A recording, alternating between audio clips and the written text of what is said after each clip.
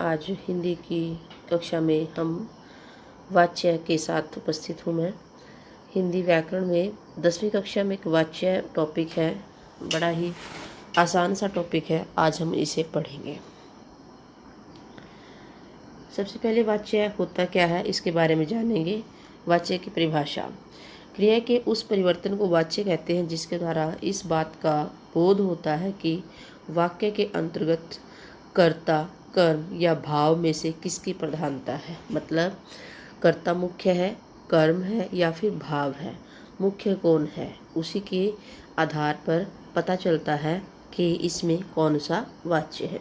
अर्थात इसमें किसके अनुसार क्रिया के लिंग, पुरुष, वचन आदि आए हैं। कर्ता के अनुसार अगर लिंग, पुरुष, वचन आए हैं तो फिर वो कर्तृवाच्य है, और अगर कर्म के अनुसार है तो वो कर्मवाच्य है, और अगर भाव के अनुसार है तो भाववाच्य है। तो वाक्य के जिस रूप से यह पता चलता है कि क्रिया को चलाने वाला कौन है तो उसे वाच्य कहते हैं। वाच्य व वाक्य में अंतर: वाक्य क्या होता है? वाक्य शब्दों के सार्थक व क्रमबद्ध समूह को वाक्य कहते हैं। सार्थक भी होगा और वो क्रमबद्ध भी होगा, मतलब सिस्टमैटिक ढंग से लगा हुआ होगा, आगे पीछे शब्द नहीं होंगे। वाक्य के जिस रूप से यह पता चलता है कि क्रिया को चलाने वाला कौन है, मतलब क्रिया किसके अकॉर्डिंग काम कर रही है। जैसे लड़की पुस्तक पढ़ती है, कर्ता इसमें लड़की है, और पुस्तक है जो कर्म है वो क्या कर रही है, और क्रिया है जो बच्चे वो है पढ़ती है। तो लड़की पुस्तक पढ़ती है, तो यहाँ पर आप देखिए जो पढ़ने वाली क्रिया हो रही है वो कर्ता के अनुसार हो रही है। अगर यहाँ पर हम देखते लड़का पुस्तक पढ़ता है तो पढ़ता है जो शब्द, क्रिया है जो वो कर्ता के अनुसार मतलब लड़के के अनुसार बदल रहे हैं। वाच्य भेद: इसके कितने प्रकार होते हैं वो हम जानेंगे। वाच्य 3 प्रकार के होते हैं: कर्तृवाच्य, कर्मवाच्य, भाववाच्य। ये हम इंग्लिश में भी पढ़ते हैं, एक्टिव वॉइस, पैसिव वॉइस और इम्पर्सनल वॉइस। कर्तृवाच्य किसे कहते हैं? जरा ध्यान से देखें। घोड़ा चना खाता है, इसमें देखिए घोड़ा चना खाता है, घोड़ा करता है, इसी के अनुसार उसमें खाता शब्द प्रयोग हुआ है, और घोड़ी चना खाती है। अब यहाँ पर देखिए घोड़ी है जो वो स्त्रीलिंग है, उसी के अनुसार क्रिया का प्रयोग यहाँ पर हो रहा है, और घोड़ी यहाँ पर कर्ता भी है, स्त्रीलिंग भी है, इसी के अनुसार क्रिया यहाँ पर खाती आया है। घोड़े चना खाते हैं। अब घोड़े हैं जो वो कर्ता तो है, लेकिन वो बहुवचन में भी है, ठीक है। तो उसके अनुसार यहाँ पर खाते शब्द है जो क्रिया के रूप में प्रयोग हो रहा है। इसके नियम क्या होंगे? जहाँ वाक्य में कर्ता की प्रधानता होगी, वाक्य में क्रिया के लिंग, वचन कर्ता के अनुसार आएंगे। वाक्य में क्रिया अकर्मक व सकर्मक दोनों प्रकार की हो सकती है। कर्तृवाच्य के ये 3 नियम मुख्य हैं। दूसरा प्रकार है हमारा कर्मवाच्य, एक्टिव वॉइस। कर्मवाच्य में कर्म जो काम किया जा रहा है, घोड़े से चना खाया जाता है। इसमें कर्म हम जो कारक पढ़ते हैं तो कर्ता ने कर्म को, तो यहाँ पर वो कर्म कारक का ही यहाँ पर ध्यान रखना है कि कार्य क्या किया जा रहा है। घोड़ी से चना खाया जाता है, घोड़ों से चना खाया जाता है। तो इसके मुख्य 3 नियम हैं, 3-4 नियम हैं जो जरा ध्यान से देखें। जहाँ वाक्य में कर्म की प्रधानता होगी, मतलब कर्म के अनुसार क्रिया का प्रयोग होगा।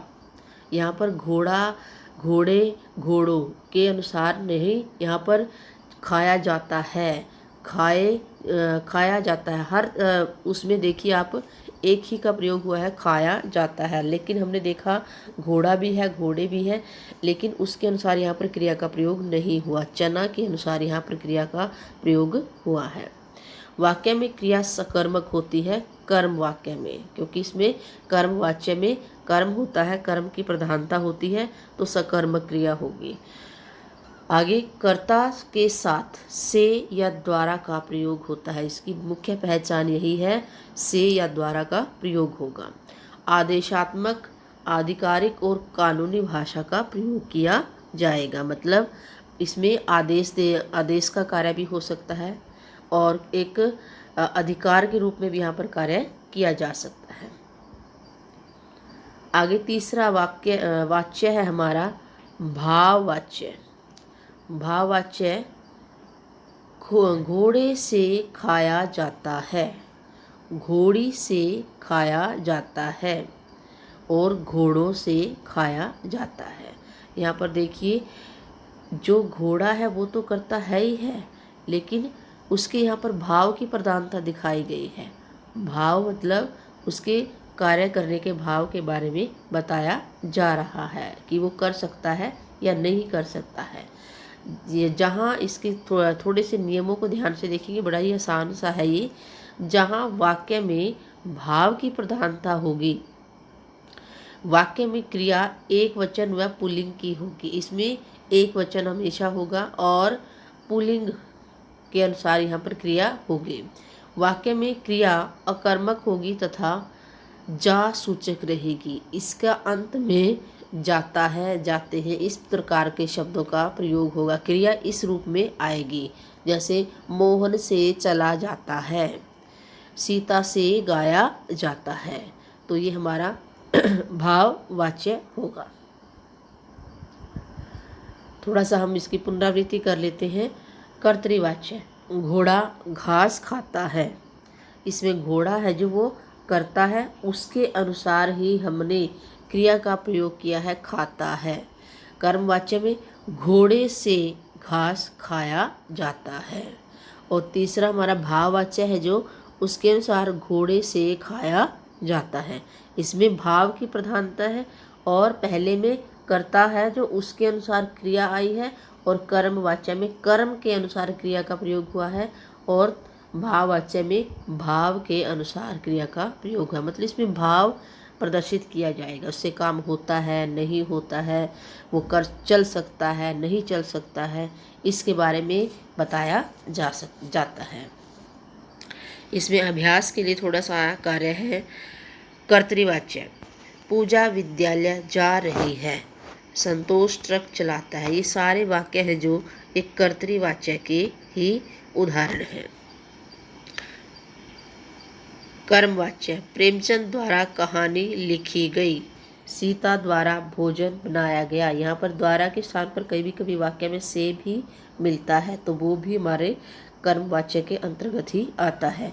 विद्यार्थियों से कुर्सी टूट गई, आपकी घड़ी चुरा ली गई, नियम तोड़ने वाले को सजा दी जाएगी। ये आधिकारिक रूप में बताया था कि किसी अधिकार के रूप में या कानून के रूप में भी कर्मवाच्य का ही प्रयोग होता है।